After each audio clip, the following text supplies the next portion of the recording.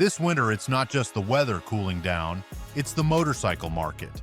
Dealers across the country are sitting on unsold cruisers, factories are cutting shifts, and a few heritage names that built our highways are running out of road.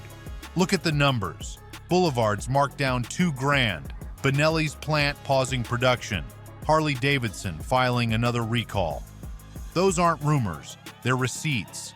If you've spent decades wrenching or touring, this one hits home.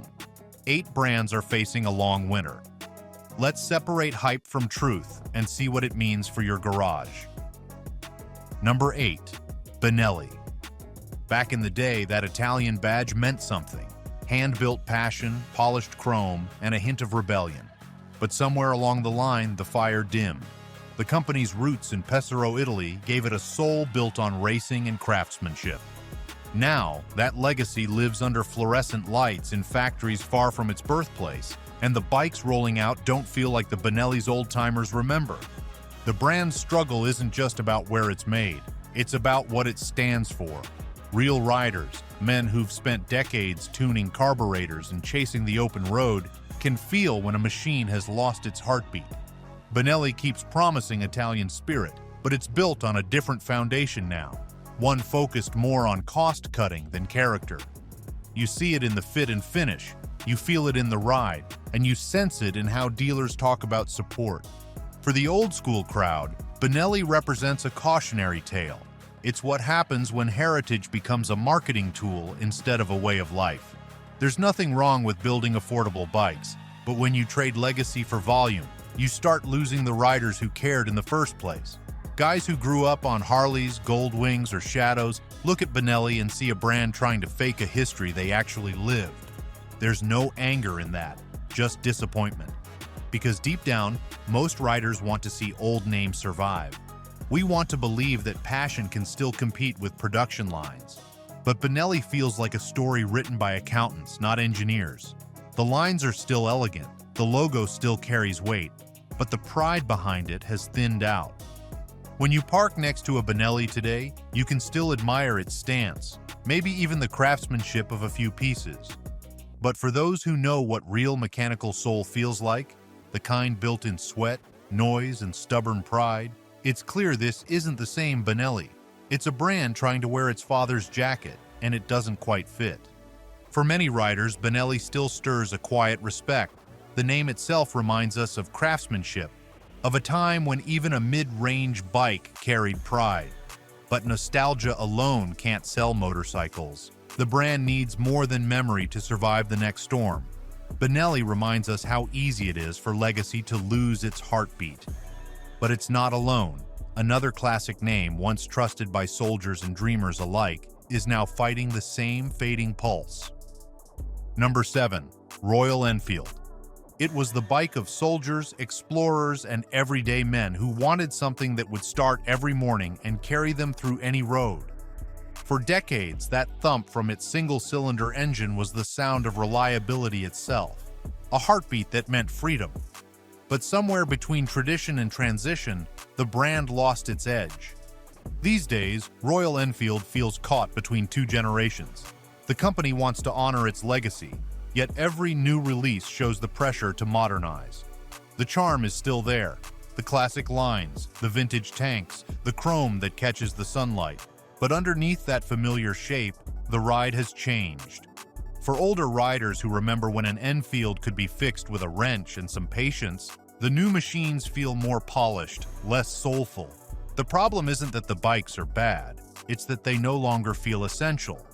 Younger riders look at them and see a novelty, something you ride for style, not substance. Older riders, the ones who carried the banner for decades, see rising prices, inconsistent quality, and fewer dealers who truly know the machines inside out. That's not the Royal Enfield they grew up with. There's a sadness in watching a brand with this much heart drift toward uncertainty, because riders like us remember what it once represented. A Royal Enfield wasn't just transportation, it was identity. You could hear one from down the road and know the sound before you saw it. Now it blends into a crowd of mid-range imports trying to balance nostalgia with efficiency. The company has made efforts, new engines, better electronics, global marketing. but every step toward modernity seems to cost a piece of its soul. The simplicity that made it great is harder to find. The connection between man and machine, that unspoken trust, feels thinner now. For seasoned riders, Royal Enfield stands as a reminder that time spares no legend. It's still a beautiful motorcycle, and it still carries a name worth respect. But history alone doesn't keep a brand alive. When loyalty fades and identity blurs, even the strongest heritage starts to wobble. Every Enfield carries a heartbeat from another era, a reminder of when riding was simpler, rawer, and more honest. Yet that heartbeat grows faint against modern demands. Without serious evolution, Enfield risks becoming a brand admired from afar, not ridden every day. Royal Enfield will always have a place in the story of motorcycling. But unless it can find a way to honor its roots while adapting to the realities of the modern road, it risks becoming a museum piece, admired, remembered, but no longer ridden. The next brand on this list shows how even deeper heritage can stumble under the weight of time. If you've ridden any of these brands or seen changes firsthand, drop your thoughts below. Real riders' stories matter here. Hit that like button if you're tired of corporate silence. Number 6. Moto Guzzi.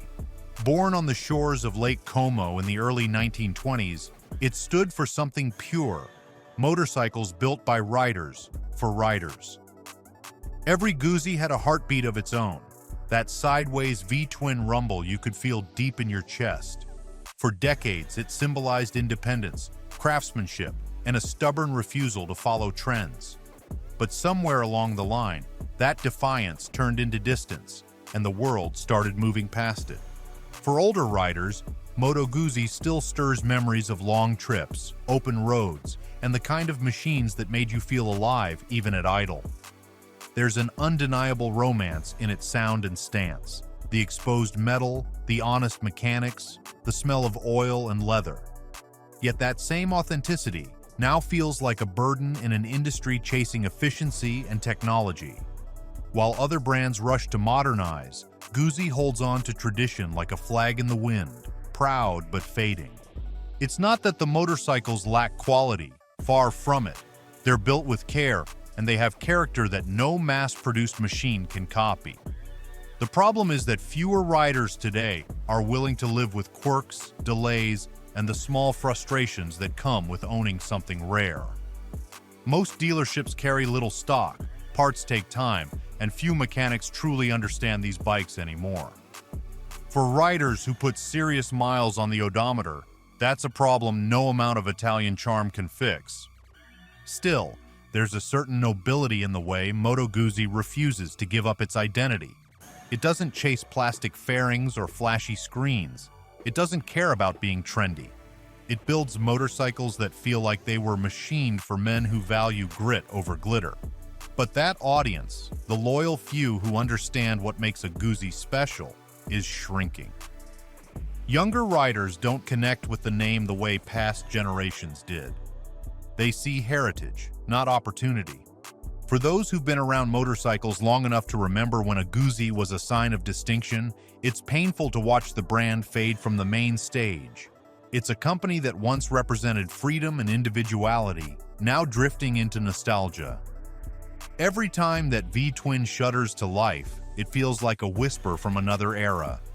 Powerful, proud, but aware that time is catching up. Chase freedom and style in equal measure. For older riders, the name still carries a pulse, even if the ride feels different now.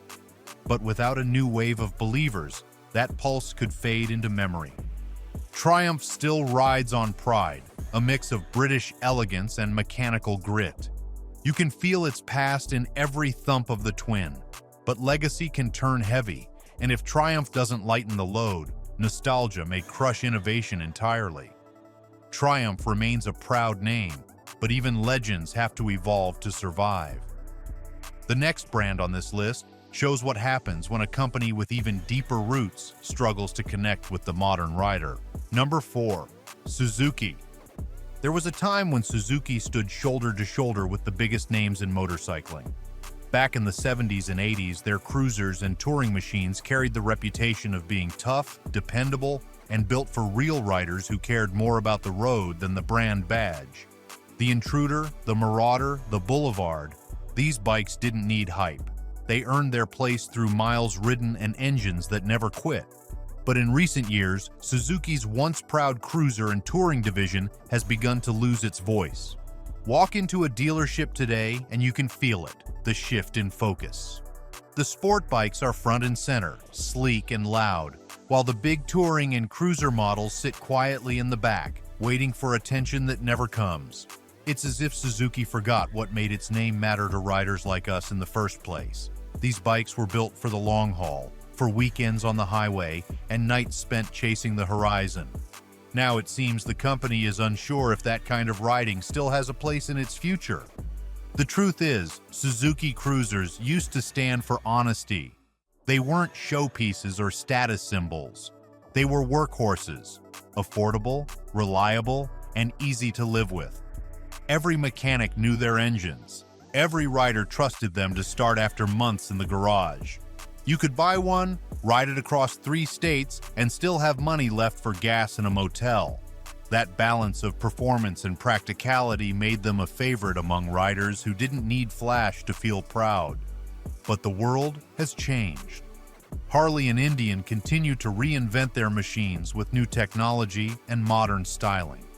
Suzuki, meanwhile, has stayed quiet, holding on to old designs that haven't evolved with the times.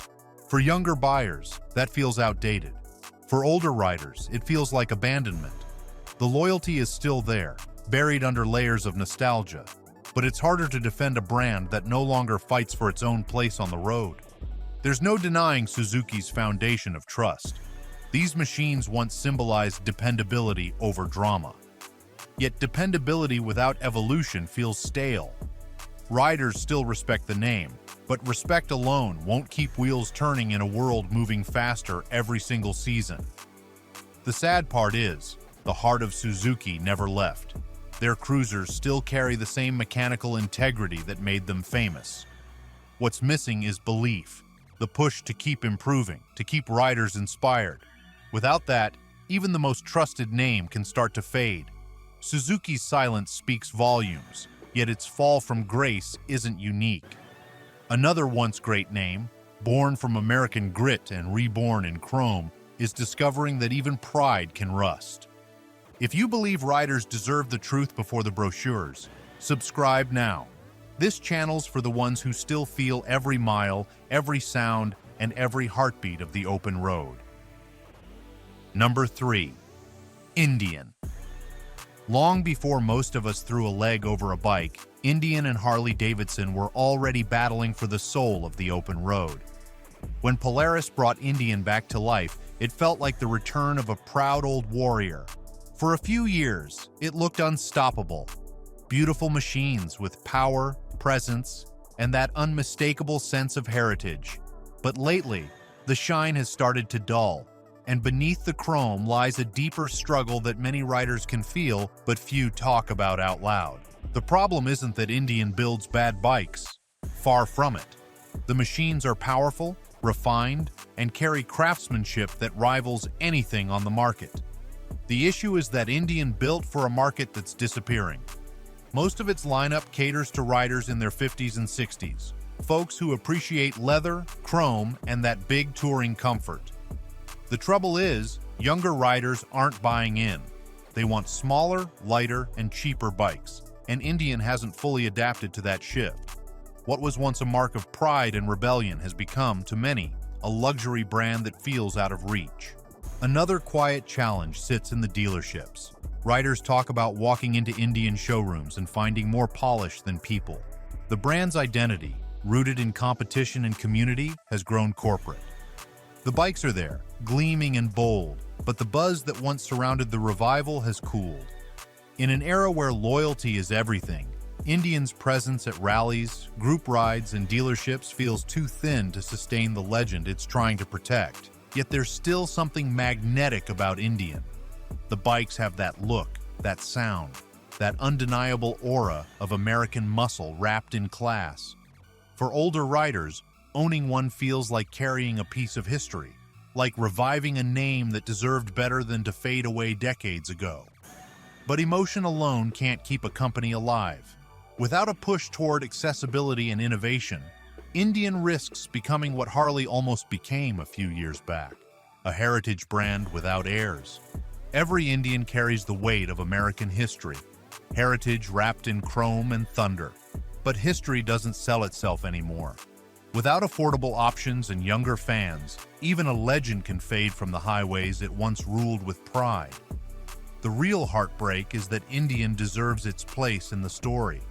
It was born from grit, built by craftsmen who believed motorcycles could be more than machines. They could be meaning. But pride alone can't fight market reality. If the company doesn't evolve soon, it might not vanish overnight, but it could quietly fade into the background, a monument to what was. The next name on this list knows that struggle all too well, and its fate hits even closer to home. Number 2. Harley Davidson. For over a century, that name has stood for the open highway, for long-distance freedom, for power that could be felt deep in your chest. Every rumble from a Harley engine is like a piece of American history still breathing. But lately, that sound has started to echo a little differently. What was once a symbol of unstoppable strength is now a brand fighting to hold on to the very identity it built. For generations, Harley riders were loyal to the core. The bikes had soul.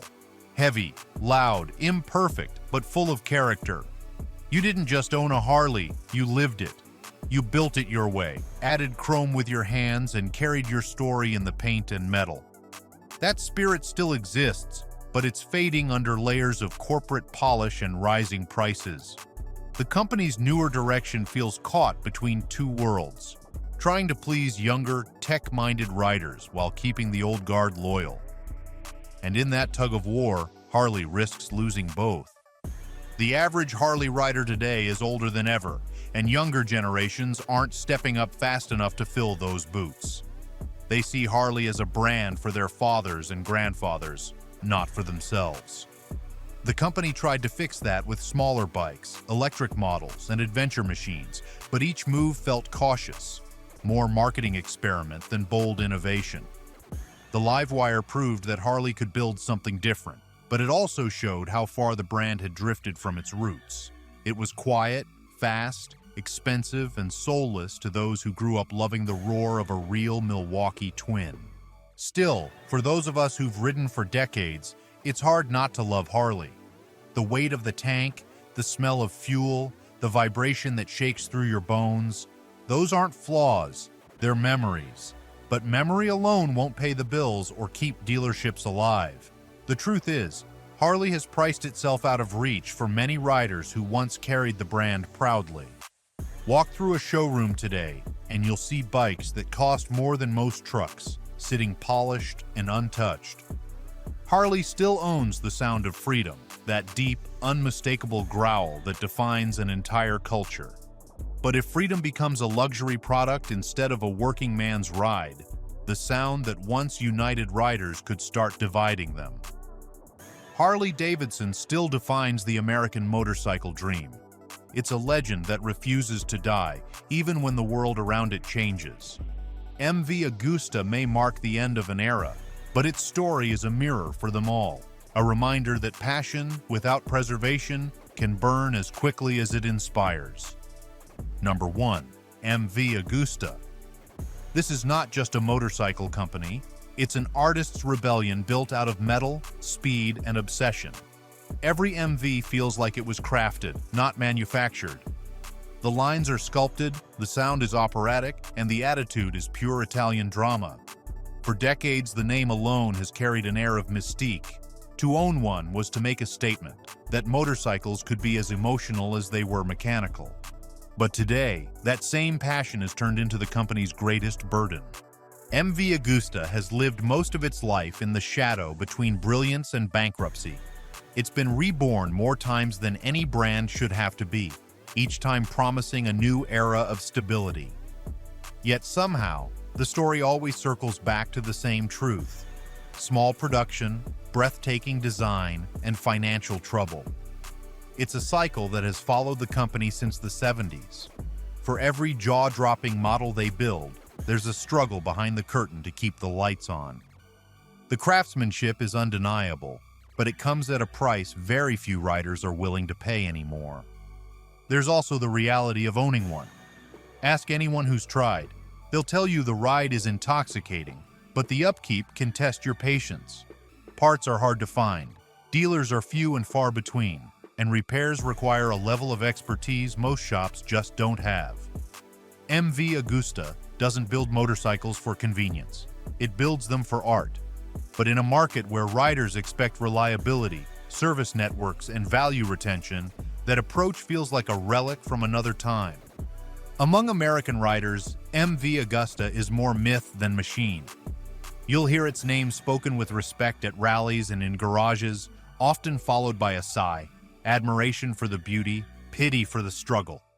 It represents everything romantic about motorcycling's past, when design mattered more than data sheets and craftsmanship meant sacrifice.